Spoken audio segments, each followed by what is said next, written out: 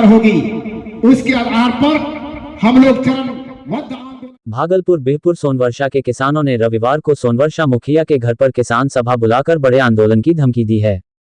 किसानों ने कहा कि एक बार अंग्रेजों ने इस जमीन पर कब्जा करने की कोशिश की थी। हमारे किसानों ने यहां 122 अंग्रेजों की हत्या कर दी थी। फिर हमारी जमीन पर बिहार सरकार कब्जा जमाने की कोशिश कर रहे हैं, इसलिए फिर वही खूनी खेल होगा। मर जाएंगे या मार देंगे पर जमीन नहीं देंगे। इस दौरान किसानों ने कहा कि पहले वो सीओ का घेराव करेंगे, मांगे नहीं हुई पूरी तो उग्र आंदोलन शुरू करेंगे। 2002 में सर्वे हुआ था यहाँ पर भागलपुर जिला में, जिसमें कि जमीन आधा जमीन कट के चला गया दूसरी तरफ, और बिहार सरकार में ग्रांट साहब उस समय थे, हमारे दक्षिण भाग में जो बसे हुए थे ब्रह्म, उसके नाम से उन्होंने ज़मीन को दे दी, बंदोबस्त कर दिया। तो हमारे नेता बाबू रामरूप कुंवर थे, यहाँ उस समय हमारा जन्म भी नहीं हुआ था, लेकिन गांव का नेता वही था, किसान नेता वही थे। उन्होंने ग्रांट साहब से कहा कि ये ज़मीन मेरी है, अगर मेरा टांग कट जाता है तो टांग तो मेरा ना है, सर्जरी तो हम अपने में नहीं करेंगे, तो आप दूसरे को दे दीजिएगा।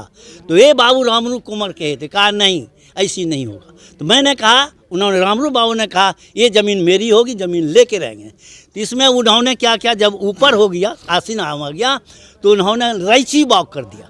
तो हमारे गांव का सभी आदमी जाके रैची काटना शुरू कर दिया। रैची काटने के बाद उन्होंने क्या, पुलिस आया, पुलिस को 122 खून हुआ, जिसमें उसका जाल जब लगा तो बराड़ी में 22 तो लाश को मिला उन्होंने।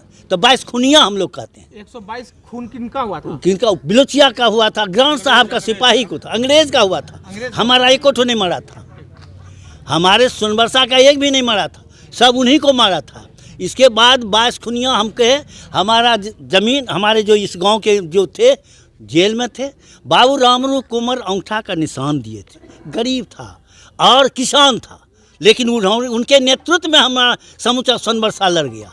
तो अंत में उन्होंने खेत उत बेच करके प्यारदास भाग, उस समय बंगाल का सबसे बड़ा बारिस्टर था, उसको ला करके अथी किया, केस जीत गए। तो पुनः बिहार सरकार, ग्रांट साहब पूर्णिया जिला और भागलपुर जिला दोनों सर्वे कराया। सर्वे करने पर 1923 में नक्शा फाइनल हुआ। 24 में, आज जो है 24, इस 24 में हम लोगों को नक्शा मिल गया, वो नक्शा है।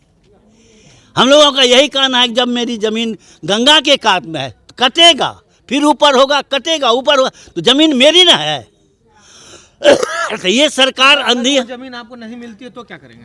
हम नहीं करेंगे तो उसके लिए पहले हम उसको मारेंगे नहीं, पहले हम मरेंगे। इसके बाद भी हम उसको मारेंगे, जो ज़मीन पाएगा उसको हम चढ़ने नहीं देंगे।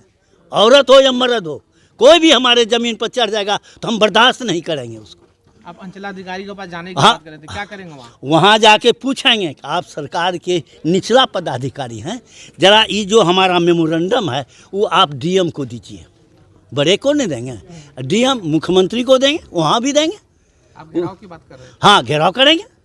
किनका? पहले तो सीओ वीडियो का करेंगे यहाँ, इसके बाद हम अनुमंडल को करेंगे, इसके बाद जिला को भी, कलेक्टर को भी हम नहीं निकलने देंगे। जब वो अधिकार से लेस है, हथियार से लेस है, फिर भी मैंने यहाँ आया था तो हमने कह दिया था कि आप अधिकार से लेस हैं, हथियार से लेस हैं, लेकिन मनोबल से आप नहीं हैं, हम लड़ेंगे।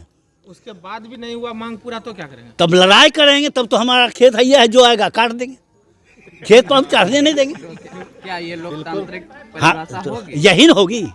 जब आप खाने के लिए नहीं दीजिएगा तो अन्न के लिए मरिए जाएंगे, तो मार के मरेंगे। आज हम किसानों का बैठक कर रहे हैं कि अगर सरकार उस प्रावधान के आलोक में किसानों को, यानी पूर्व रैयतों या उसके उत्तराधिकारियों का नाम बिहार सरकार से हटाकर उस पर पूर्व रैयतों का हक नहीं देती है, तो हम चरणबद्ध आंदोलन करेंगे। इसकी रूपरेखा तैयार कर रहे हैं, उसकी तारीख तय कर रहे हैं, और लोकतांत्रिक तरीके से यह आंदोलन होगा।